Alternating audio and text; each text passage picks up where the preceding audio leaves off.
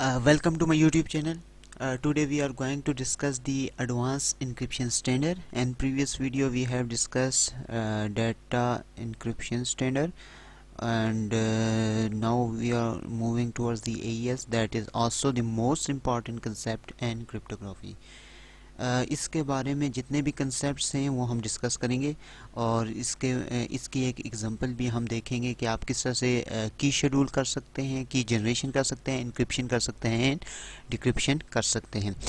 Block size ये 128 bits का लेता है और की साइज़ इसके डिफरेंट है, 128 है, 192 एंड 256।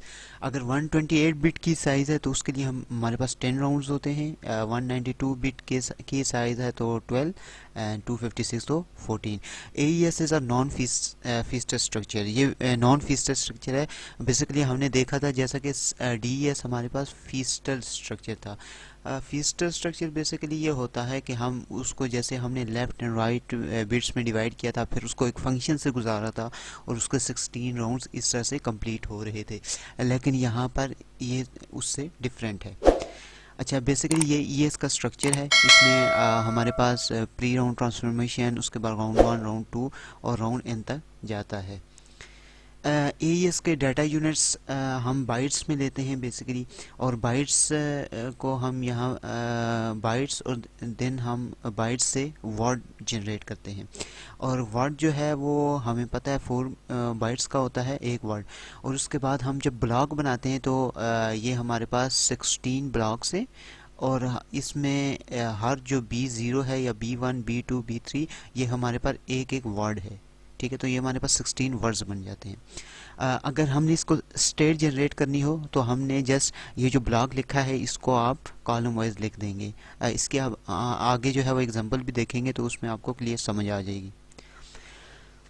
ये जो है ब्लॉक टू स्टेट, और अगर स्टेट टू ब्लॉक जाना हो तो आप किस तरह से जाएंगे। ये हमारे पास एक ब्लॉक है और ब्लॉक से आप किस तरह से स्टेट में जाते हैं। जैसे S00 is equal to B0, B0 पे आप हमारे पास स्टेट S00 आएगी, इसी तरह B1 पे S10, और इस तरह से आप जो स्टेट वाइज कॉलम फॉर्म में आप जो है आपके पास जो भी गिवन होगा डाटा उसको आप इस तरह से लिखेंगे। ये हमारे पास एक टेक्स्ट है और उसका हेक्साडेसिमल वैल्यूज़ है हमारे पास। तो हमने जब स्टेट जनरेट करनी है तो आप देखें ये हमारे पास वर्ड्स है, और वर्ड्स को मैंने कैसे लिख दिया 0004, और इस तरह से मैंने उसको कॉलम फॉर्म में लिख दिया। अच्छा, ये स्ट्रक्चर है इसके एक राउंड का। और ये सबसे पहले हमारे पास स्टेट होती है, उसमें हम सब्सटीट्यूट बाइट्स करते हैं, ठीक है, टेबल को। उसके बाद हमारे पास एक नई स्टेट जनरेट होती है। उसके बाद उस स्टेट पर हमने शिफ्ट रोज़ निकालना होता है। शिफ्ट रोज़ के बाद दोबारा हमारे पास एक स्टेट जनरेट होती है, और उसके बाद हमने उसको मिक्स कॉलम्स करने होते हैं, और उसके बाद लास्ट में हम ऐड राउंड की करते हैं। ये मैंने एक कंप्लीट एनिमेटेड क्वेश्चन सॉल्व किया है, जिसमें हम समझे कि आप किस तरह से, आपके पास अगर एक ब्लॉक दिया हो या वर्ड्स दिए हों तो आप किस तरह से स्टेट बनाते हैं। स्टेट के बाद आप जो है वो तमाम तर स्टेप्स करते हैं। ठीक है, अब सबसे पहले हमारे पास एक स्टेट गिवन थी, हमारे पास एक सिंपल एक लाइन में। अब मैंने इसको कॉलम फॉर्म में यहाँ पर एक मैट्रिक्स फॉर्म में लिख लिया है 19 3D, और इस तरह से करके मैंने यहाँ पर ये लिख लिया। अच्छा, नेक्स्ट में ये हमारे पास चूँकि इनपुट बन गई है, जो हमारे पास अब टेबल आ गया है, इस इनपुट को हम क्या करेंगे, सबसे पहले हमने सब्स्टिट्यूट बाइट्स करना है। सब्स्टिट्यूट बाइट्स में हम देखेंगे कि आपके पास एक S बॉक्स गिवन होगा और हम उसको सब्स्टिट्यूट करेंगे। एवरी वर्ड को हमने सब्स्टिट्यूट करना है।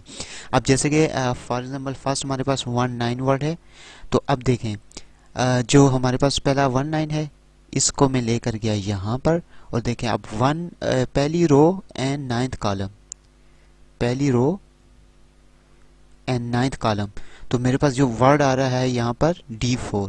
अब इसको मैं सब्स्टिट्यूट कर दूंगा 19 की जगह पे। सो मैंने इसको सब्स्टिट्यूट कर दिया D4 को यहाँ पर। ये D4 हमारे पास सब्स्टिट्यूट हो गया। नेक्स्ट हमारे पास क्या आ रहा है A0। ये A0 को मैं लेकर गया, A रो है और 0 कॉलम है, ये मेरे पास बन रहा है, और यहाँ पर मेरे पास आ रहा है E0, और E0 को मैंने सब्स्टिट्यूट दोबारा कर दिया। अब ये मेरे पास एक इसी तरह मैंने हर वर्ड को सब्स्टिट्यूट कर लेना, और मेरे पास एक और नई स्टेट जो है वो वहाँ से जनरेट हो जाएगी। इसके बाद जो नेक्स्ट स्टेप हमने देखा था कि पहला स्टेप जो था वो सब्स्टिट्यूट बाइट्स था, और नेक्स्ट स्टेप मेरे पास था शिफ्ट रोज का। अब शिफ्ट रोज में जो फर्स्ट रो है इसमें हमने नो चेंज, कोई भी चेंज नहीं करनी। जो सेकंड रो है इसमें हमने रोटेट ओवर 1 बाइट करना है, सर्कुलर रोटेशन हमने परफॉर्म करनी है। अब देखें रोटेट ओवर 1 बाइट करेंगे तो हमारे पास जो 41, ये इसकी जगह 27 आ जाएगा, और 41 जो है वो 27 की जगह पे चला गया। नेक्स्ट जो रो है इसमें हमने रोटेट अब 2 बाइट्स करना है, और इसमें देखें हमारे पास ये इसकी जगह पे आ गया, 5D यहाँ पर चला गया।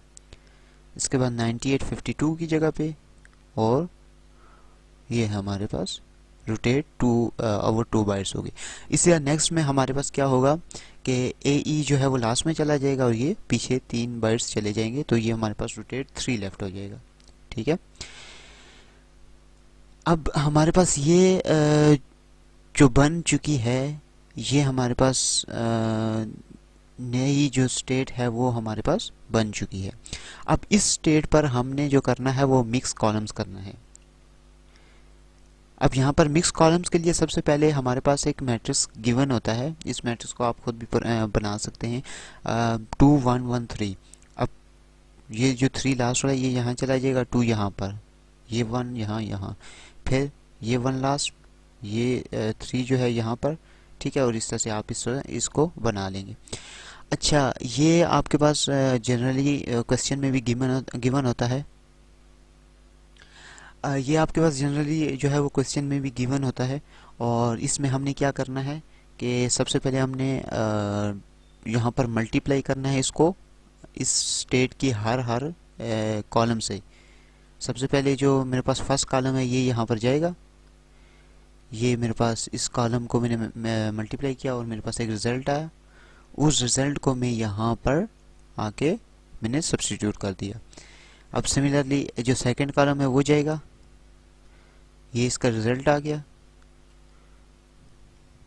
और ये मेरे पास वापस जो नई वैल्यू आई है वो मैंने यहाँ पर किया। इसी तरह मेरे पास थर्ड कॉलम जाएगा, फिर 4 जाएगा, तो जो नई वैल्यू आएंगी वो मैं इसमें सब्स्टिट्यूट करनी है। अब ये मिक्स कॉलम्स जो है वो भी मेरे पास स्टेप 3 भी परफॉर्म हो चुका है। ठीक है, ये मेरे पास एक नई स्टेट आ गई। अब इस नई स्टेट आने के बाद मैंने राउंड की इसमें ऐड करनी है। अच्छा, राउंड की भी हमारे पास गिवन होती है, जो हमने की जनरेशन में हम देखेंगे कि आप किस तरह से राउंड 1 की जनरेट करते हैं, फिर 2 की, फिर 3 की। नॉर्मली ये होता है कि जनरेशन में आप उसको बना सकते हैं। ठीक है, तो हमने यहाँ पर एक गिवन की ली है, और इसको अब हमने क्या करना है, ऐड राउंड की करना है इस स्टेट के साथ। तो हमने कैसे परफॉर्म करना है, जो फर्स्ट कॉलम है ये यहाँ पर गया, और जो उसका फर्स्ट कॉलम है वो यहाँ पर आया। इन दोनों का आपस में एक्सऑर हमने परफॉर्म किया, और हमारे पास एक रिज़ल्ट आया। जो रिज़ल्ट हमारे पास आएगा वो हमने दोबारा से यहाँ पर इसमें ये सब्स्टिट्यूट कर लिया। ठीक है, जो ये हमारे पास नई वैल्यू है। सिमिलरली हम second column, third and fourth जो कर लेंगे, और फिर हम उसमें नई वैल्यू जो है वो इंसर्ट कर देंगे, हमारे पास एक नई स्टेट आ जाएगी। अच्छा, अब हम चलते हैं, ये था हमारे पास इंक्रिप्शन का प्रोसीजर, जिसमें आप 4 स्टेप परफॉर्म करते हैं, सब्स्टिट्यूशन, उसके बाद हमारे पास होता है उसके बाद हमारे पास हम शिफ्ट रोज करते हैं, एंड देन हम मिक्स कॉलम्स करते हैं, एंड लास्ट हम जो है वो यहाँ पर करते हैं ऐड राउंड की। ठीक है, अब इसके बाद हमारे पास है की शेड्यूल। अब की शेड्यूल कैसे आती है, अब यहाँ पर देखें हमारे पास ये हमने साइफर की ली है, और ये इसके 4 जो ब्लॉक्स हैं हमने इसको एक वर्ड कह दिया, वर्ड 0, वर्ड 1, वर्ड 2, वर्ड 3। अब हमारे पास जो वर्ड WI-1 है, यानी कोई भी वर्ड आपने जो नेक्स्ट जनरेट करना है, W0 तो मेरे पास आ गया, ये यही इन 4 से मिलकर बना है, 1 भी आ गया, 2 भी, 3। अब मैंने जो 4 जनरेट करना है, अगर मैं 4 जनरेट करूंगा तो देखें यहाँ पर 4 की जगह 4 पुट करें तो W4-1 क्या आता है, W3। इसका मतलब है जो वर्ड 3 है उस पर मैंने रोटेशन लगानी है, उस पर सब्स्टिट्यूशन लगानी है, फिर एक हमारे पास राउंड कांस्टेंट का टेबल होता है, वो गिवन होता है, वो लगाना है, और फिर टी जो हमारे पास 4 है वो हमारे पास जो आएगा उसके साथ हमने एक्सॉर कर देना है। ठीक है, तो ये तमाम स्टेप करने के बाद हमारे पास जो वैल्यू आएगी वो हमारे पास आएगी W4 की, ठीक है। यानी T4 हमारे पास गिवन नहीं है, W0 और W4 को XOR करने से हमारे पास क्या आता है, W4 आता है ना। T3 तो हमारे पास गिवन है, ये तो हमारे पास बन चुका है, ठीक है। अब W3 जो ये गिवन है, इस पर हमने रोटेशन लगानी, सब्स्टिट्यूशन लगानी, राउंड कांस्टेंट टेबल से हमने XOR करना, तो ये हमारे पास आएगा T3। तो ये T4, क्योंकि I की वैल्यू 4 हमने ली है, ठीक है। तो T4 हमारे पास आएगा, तो T4 जो भी आएगा वो हमने यहाँ पर लिखना है और उसका XOR करेंगे W0 से, तो हमारे पास T4 आ जाएगा। सिमिलरली इसी तरह ये यहाँ पर डायग्राम गिवन है। अब हम ये कैसे करते हैं, हम नेक्स्ट स्लाइड्स में देखते हैं। देखिए हमारे पास एक की शेड्यूल है। अब मैंने यहाँ पर जो है 4 कॉलम का ये एक एक ब्लॉक ले लिया ताकि आपको क्लियर समझ आ जाए। सबसे पहले हम क्या करते हैं कि जो फर्स्ट कॉलम है इसकी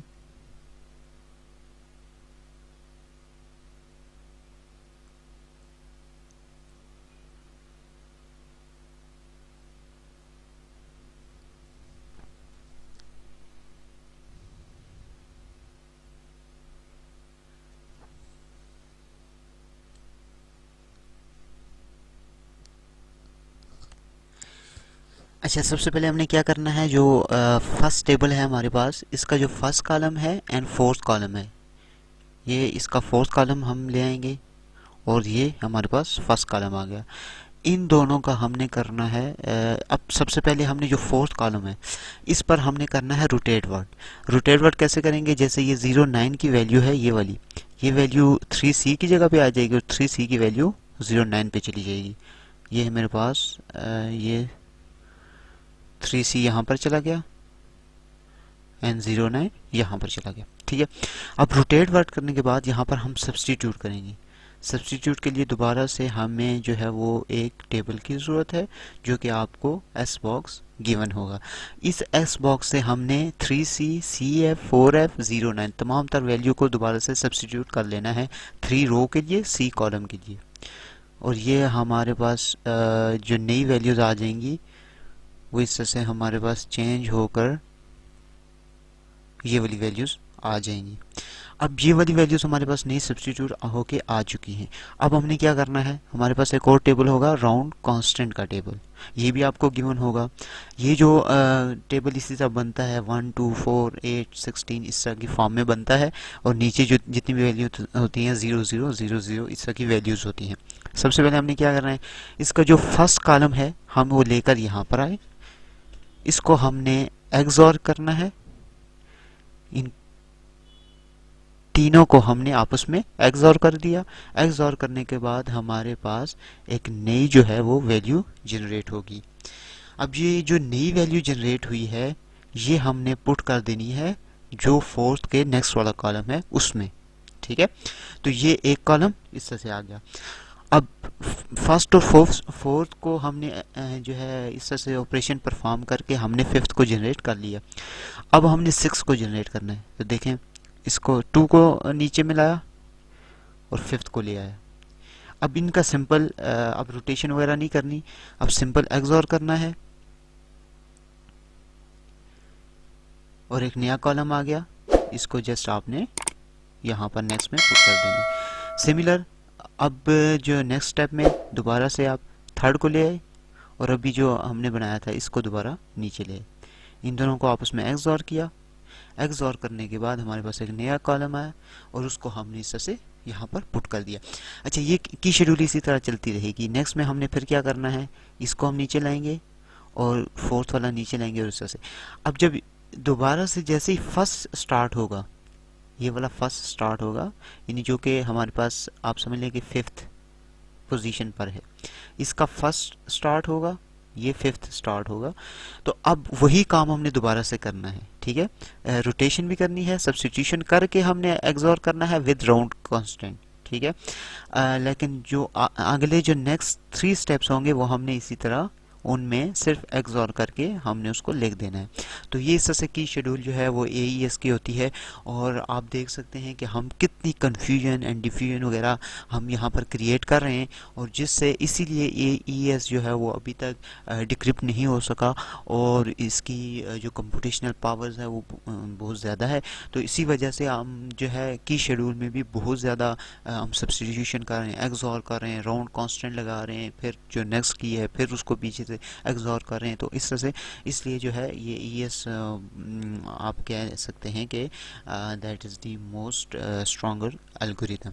सो अगर आपका कोई क्वेश्चन है तो आप कमेंट बॉक्स में पूछ सकते हैं। उम्मीद है आपको वीडियो पसंद आई होगी। अगर आपको वीडियो पसंद आई है तो मेरे चैनल को सब्सक्राइब, लाइक एंड शेयर ज़रूर कीजिएगा।